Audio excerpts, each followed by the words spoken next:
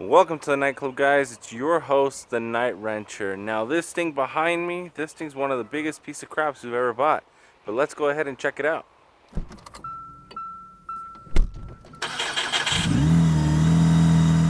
You might have seen this particular Scout in the background of a couple videos, but last year we did end up purchasing this 1969 Scout.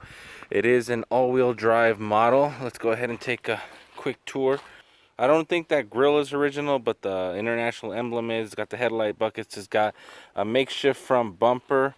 If I could open the hood, I'd show you all the goodies inside. Standard 5 lug. You've got the selectable front hubs for the front differential. You've got a manual, and then I believe it might be for the 4x4, but then you've got all these funky looking levers that are for the auger that it came with. We don't plan to keep the auger. We're probably going to rip that auger out, and God knows what we're going to do with it. You've got all the attachments for the auger, random hoses. The auger is actually welded directly to the frame. I'll show you how jacked up the frame is now. So we've got a PTO in the back that'll run the auger, and then you've got everything attached to the frame of the poor little Scout. The entire bed is destroyed. This would all have to come off and then get redone and then reinstalled. 5 lug all the way around. God knows what kind of differential it is in the back.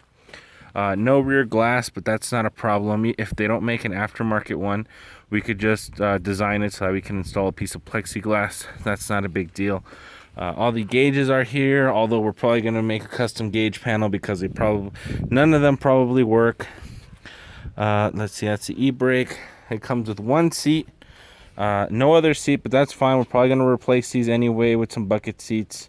No back room, so there's no storage whatsoever on this truck. You do have a glove box on the other side, which is fine, and the other door is there, and then the other door is on the other side. Now let's see if I can get this hood open. Okay, I found the latch to open it. So we've got ourselves a massive 4-cylinder engine. I believe it's like a 1.5, maybe even a 1.3. 4-cylinder, single barrel carbureted engine. Someone put in an electric fuel pump. And it's got a bunch of weird stuff. Standard distributor, single belt. Alternator. Doesn't look like it has power steering. It also has manual brakes. It does not have the power brake, so that's gonna have to get modified. The radiator's still there, but it looks like we could probably fit either some sort of slim Civic radiator or something different. Heater box on the other side, and then let me show you this contraction for the fluid pump in the front. So you've got this hydraulic pump running on the front of the crank. If you can see this drive shaft that's there, that's basically just the fluid pump running everything. It looks like somebody installed the GM style alternator to run basically all of their power, which is probably why it doesn't fit 100% correctly.